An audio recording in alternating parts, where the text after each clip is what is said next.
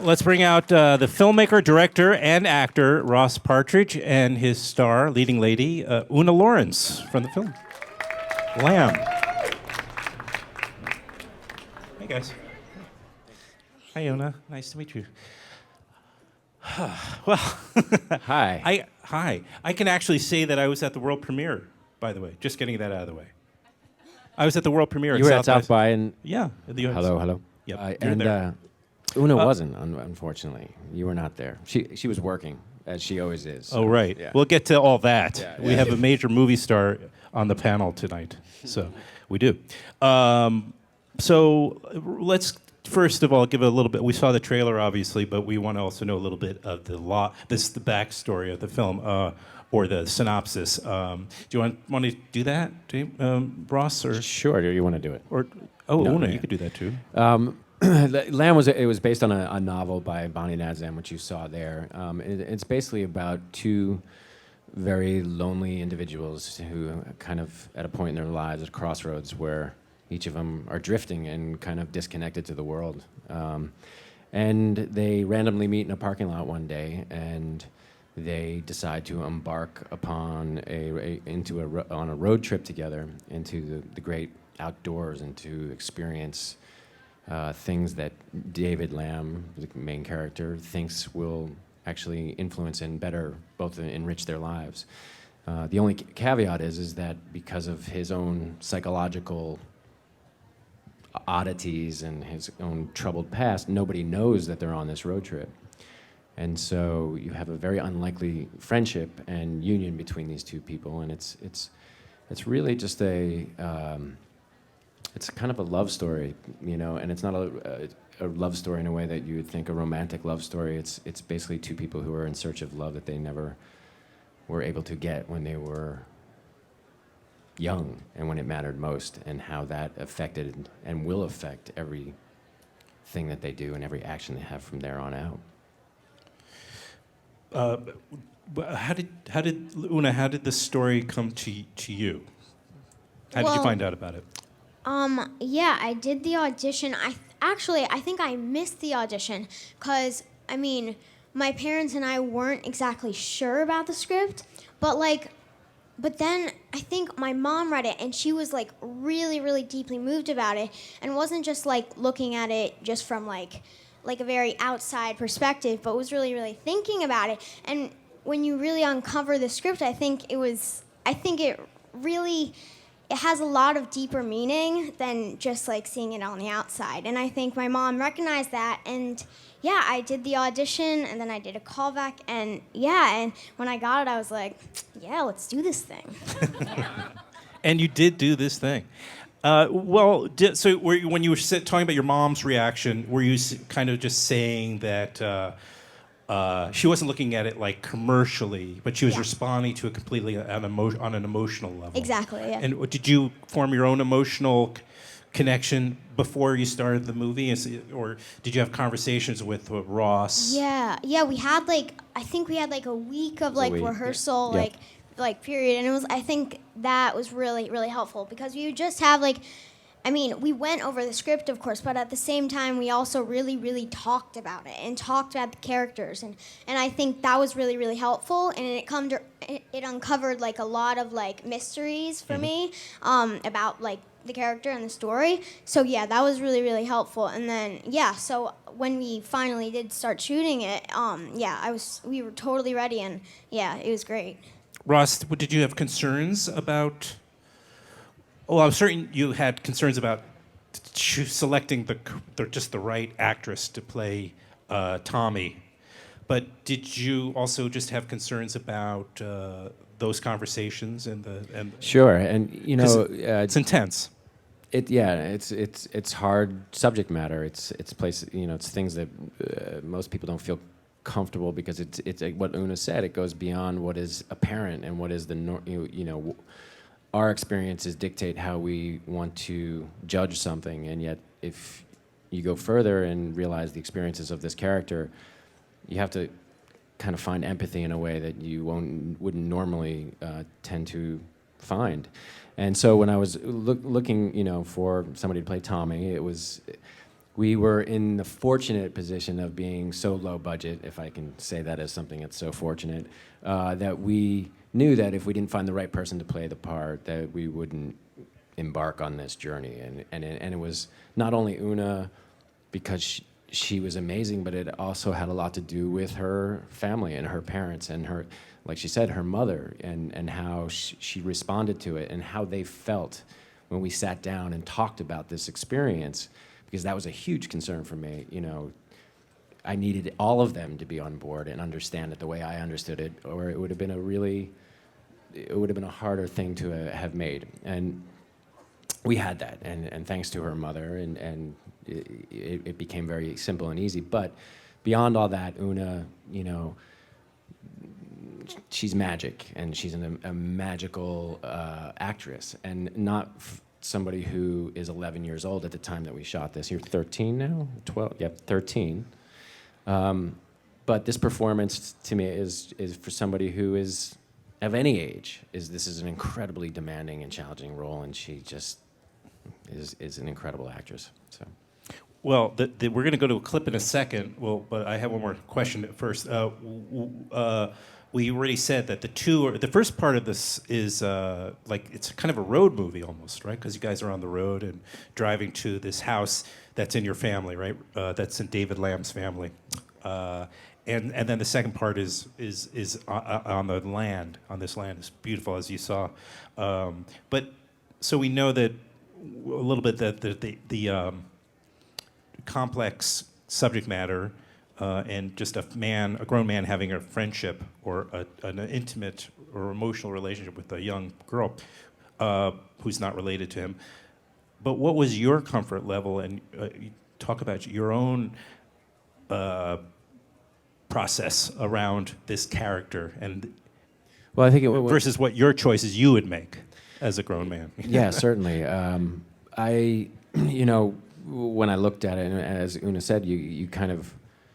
When I read the book, I was compelled by it, and I couldn't figure out what kept me thinking about this and why I was drawn to the tragedy of this human being. And it's a incredibly psychological journey, and the depth of this, you know, the reward of this movie for some, you know, is that you have to kind of experience the actions based on things that are his troubled past, and you don't really understand that troubled past until you get to the end of this journey. And when I thought about that, it just, to me, just rang reminiscent of kind of how life works. You know, we look at certain things, and we are all flawed human beings. I like to think, and you know, when you look, some people's choices are different than others, and does that negate who they are as human beings or what they're trying to achieve in life? And yet some people fall through the cracks because they don't have the capabilities of getting to a better place, or getting to becoming a person that they really want to become, but they just don't have the tools in order to get there. And that was what was interesting. It was like to watch somebody who's so flawed make really wrong decisions, and yet he had this beautiful, and especially in the book, he had this beautiful language and beautiful poetry about the things that he dreamt about were spectacular, and the things that he really wanted to do, but he just had no idea how to get there. And I could relate as far as we all feel that way. I think we're always grasping. We're always feeling, you know, at times disconnected to that beautiful rainbow or whatever it is. So yeah, it became uncomfortable at times trying to like break it down. Why am I telling this story? But shit, love is complicated, and I think that's worth exploring. Let's look at a clip. Okay, Oona, I'm going to toss a few descriptive words, and you just tell me which one describes Ross as a director. Okay, whichever. Don't. All right. Tyrant would be number one. Tyrant. Okay, number two. Dictator. Okay. Number three, monster. Now, don't feel nervous because he's sitting next to you. Just speak honestly. Just You those gave- three? That's it? Yeah, you gave me really hard choices, man. Like, No, what is he? What is? We know what he's like as an actor, but what is he like as a director on the set? Like when you're shooting, when he's wearing the director's hat. Okay. Using only those words. I was kidding. You can fill Okay. in. You can. Okay, got it. She's. Sorry. I think what I really really like about Ross, like as a director, I think he really treats me as an equal, because I feel like some directors may look down upon kids, and like even though I'm much shorter than him, it's like we're almost like we're the same. Like he really like values my opinions, and we like it's like age doesn't even matter. So I think it's really really nice that like I have someone that like really values my opinions and like gives me like really clear like directions, but at the same time lets me do whatever I want with it. And I think that was what was really really great about it. Oh, how does that feel? Thank you. Or what do you think, How does that feel? Ross? Because she's always right, and her opinions are really amazing.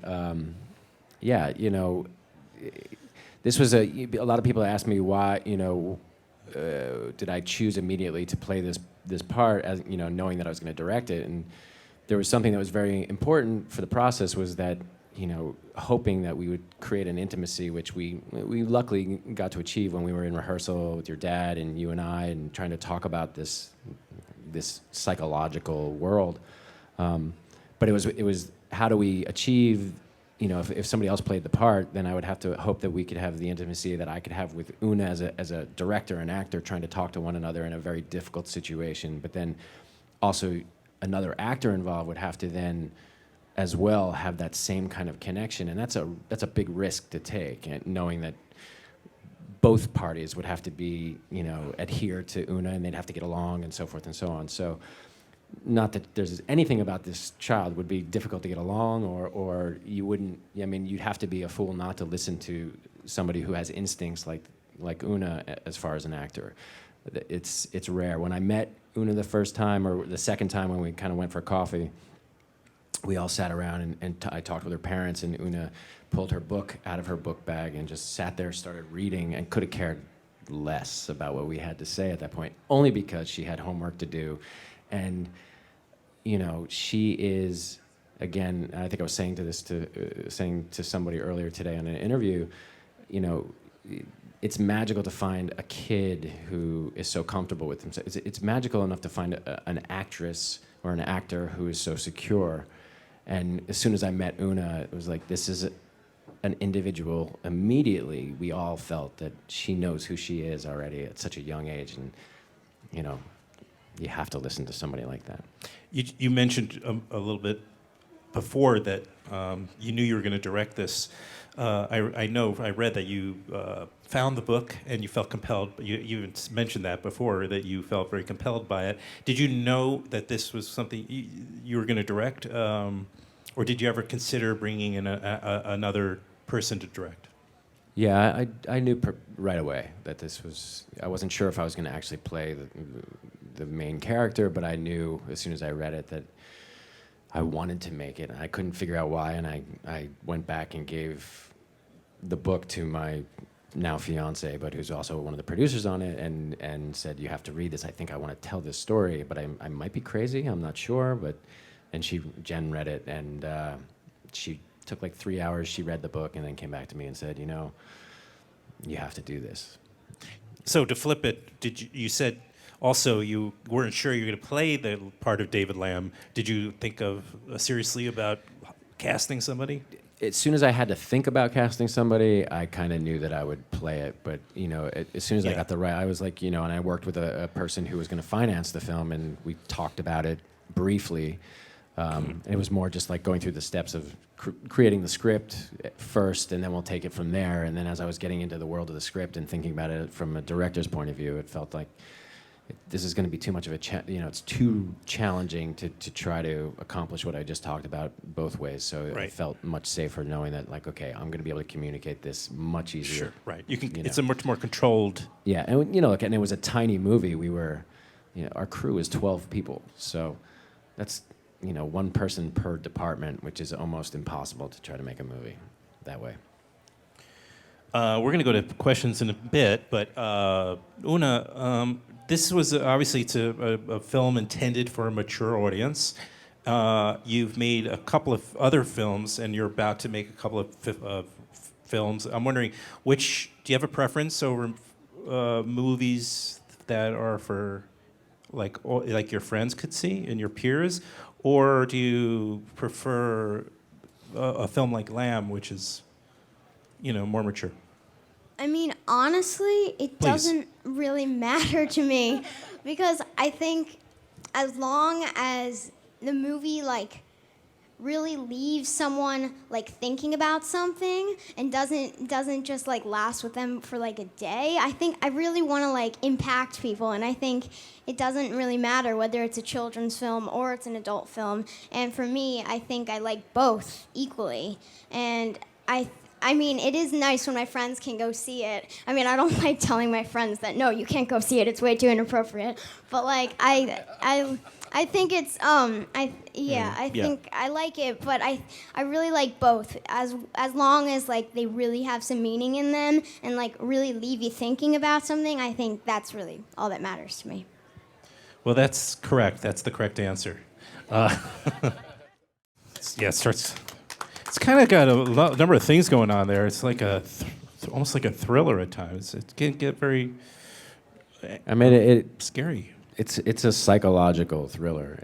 Not a lot happens, but the psychological set piece of it all is pretty big. So, yeah. Think of questions that if you have any questions or comments for these guys. Oh, you have a question? Yeah, go ahead and raise your hand. Yeah, raise your hands. The whole, like the Michael Jackson story, for instance, with all his money and this and that, he felt like he never had a chance to be a child. And that was something that haunted him and eventually led to maybe his demise. So in looking at this, I don't know the entire story, but they say that you cannot skip over parts of your life because you will not develop. But as an adult in this story, was that kind of like part of it, that these segments of a person's life cannot, or did you approach it from a different point of view? No, I think it is exactly that. I think that That's a great question. He was basically, stumped by certain traumatic events of his youth, that he became a very manipulative human being who spun a great tale and weaved many tales because of the incidents that happened as a kid. Sometimes those occurrences turn you into different things. That because of that need, look, I've been around numerous alcoholics in my life, and it's all usually based on something that has happened to them, occurred to them as a kid, or whether it's been, it's hereditary, or what, you can make that argument. And the kind of chaos that they create in their life, in my personal connection to these human beings, was that because of incidents that happened to them. And yeah, you can, us looking at that and say, well, you can't live your life completely like that because you become an adult and you should know right from wrong. And yet, people make mistakes all the time, and people do things that for us is we can't comprehend. Why? Why do people? Because we have to look closer. What is their experience? What is their past that is putting them into that situation that actually makes that a logical choice for them? And it's easy for us to say, well, shit, come on, get with it, man. But we don't. And we could go across the gamut of people, how we look at the world, and people making choices all the time, and doing things to other human beings all the time because of their experience, not ours. So, unfortunately, I think that there is an element of people and people who fall through the cracks based on those very fundamental things that cause you to grow in life and become healthy or not. He does bring up a good point, though, because I had that sense when I was watching the movie as well the first time, that it is though he stopped growing emotionally, he was stunted at a certain point, and the rest is sort of artifice. Like he's learned how to exist in the world as an adult by observing behavior, but it wasn't necessarily his instincts. Yeah. He struggled with that. It felt like that. Yeah, and even the author of the book, she made it very clear, which was harder to create cinematically because we just don't have the time, but that he was never, and it says it in a passage, that he was never, he didn't belong to the right era in time, that he always believed he was part of another era. He listened to old, like, Bobby Vinton, and there's even a scene in the movie where he places a penny on the young girl's head, and he says, "Here, the year I was born is now on your head." And in the book, it's actually not the actual correct year that he was born. It was 15 years prior. And it's the same that goes on later on in the story and in the film, where he says to he says to Tommy, "Promise me one thing, promise me you will always call me Gary," which is a fictitious name that he has chosen to take on a different identity of anybody other than himself, because in his life, all he really wants to do is be anybody other than who he is. And this is the only way he knows how to get closer to it. Which is, it's a sad story. But I don't think that because it's a sad story, it's not a story worth telling. I think these type of stories create a conversation, and they invoke some sort of empathy in a way that we sometimes have to look a little bit differently and look a little bit closer at things. So Oona, how did you start acting, and do you have role models that you, either adult or other kids, and what made you decide to drawing the line between acting and directing? For Ross, where do you decide when you want to act and when you want to direct, or when you prefer having somebody else direct you? Okay. Well, I started acting actually when I was like 5, I think, because my dad, he made this experimental film, and I was the main character in that, and it was really just like about our life, and I think that started, because we were actually recreating some of the scenes from my life when I was like a kid. So I think that kind of started me like really liking the idea of recreating something or stepping into someone else's shoes. So I did a few summer acting classes and I loved it. And then I met my manager here, Kim, and and I've just been auditioning and doing films since then, and I really, really love it. So yeah. Well, since you brought it up, what do you have? Pete's Dragon? Yeah. I have Pete's Dragon. Pete's Dragon, and then... Just with David Lowery, the director. Yeah. Great David director, Lowery, yeah. Ain't the Body Saints, right? You mean Yeah. a few years ago? Yeah. Anything else? Well, Southpaw, which was Just came out recently. Yeah, in the summer.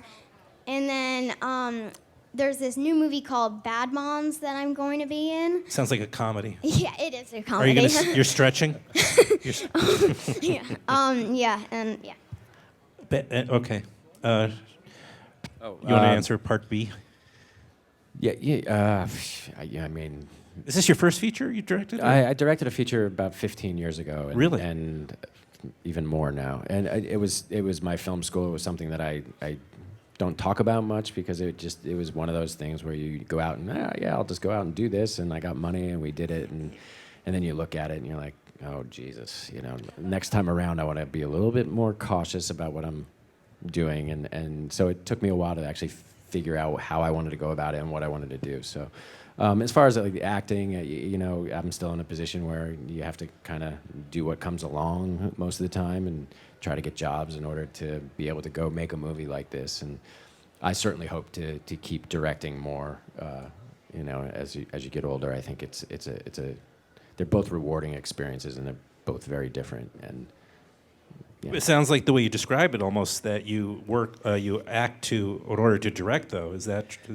I feel like it's what I'm picking up. I mean, I've only directed another film in so long, and I've been acting in more. But I'm really excited about doing the next film as a director and not being in it. Actually, some of my favorite moments in making this were the days that I didn't. There was one day actually that I wasn't called as an actor, so that was the rewarding day of it all. But yeah. Any other questions? Just a question for Ross. How hard was it to get a budget? Raising the money. Yeah. Yeah, getting the money to make a film like this. I actually just had an amazing investor who was a friend of a friend, and we'd been talking about doing something together for a while. So, look, we didn't make this movie for a lot of money, or by any standards, any amount of money. It was, I mean, it's not nothing, but it could be the price of a car, Well, a hopefully certain type nobody of car, notices, but, though. But nobody notices. That's the No, biggest and- compliment you could get, I Yeah, suppose. no, I think at the end of the day, nobody realizes how, that we made this movie with 12 people. That's in 18 days, and it's a tough task. So the money just came together through mutual friends and so forth and so on, and we were very lucky to have one financier who just really believed in it and just wanted us to make it, and it was a fantastic experience that way. Hey, I have a question for Ross. You said it took 12 people to make the film. I was just wondering which department had most people and if you omitted any departments at all. Well, certainly we combined departments. We had literally, I think there was 3 people who were doing 3 different jobs. Obviously there was somebody doing locations, co-producing, helping out in craft service, and then we had somebody who was doing costume, even our hair and makeup. We had one person doing hair and makeup. It's just for Oona, really. I didn't need You any wear of that hats. stuff. Yeah, and just look like, and go. But I think you can't really skimp on certain departments like the camera department. You need assistants, and but we only had we had one AC and then somebody who was a camera intern who just came out and worked for free, and then became, literally, we cut a deal with a camera company in Seattle, and we needed somebody to drive the camera to Denver, Colorado, and literally through Facebook, through somebody I had met many years ago who was like, one day I'm moving to Seattle and I'd love to get in the film business, and it was literally years later, I just randomly emailed him and said, hey, we're doing this film. Would you be interested? And he wrote back, and he ended up driving our cube truck from Seattle, his first job, all the way to Colorado, nonstop in 17 hours, and then stayed and became such a vital part of the process. So that's what happens in independent film. You get great people who are just really believe in it and are willing to go to all lengths to make it happen. So. Ross Partridge, everybody, and Oona Laurence. Please, one more round of applause. Thank you, guys. And thank you for coming out to the Thank you. Apple Talks here at the Apple Store Soho. Thank you very much. Thank you.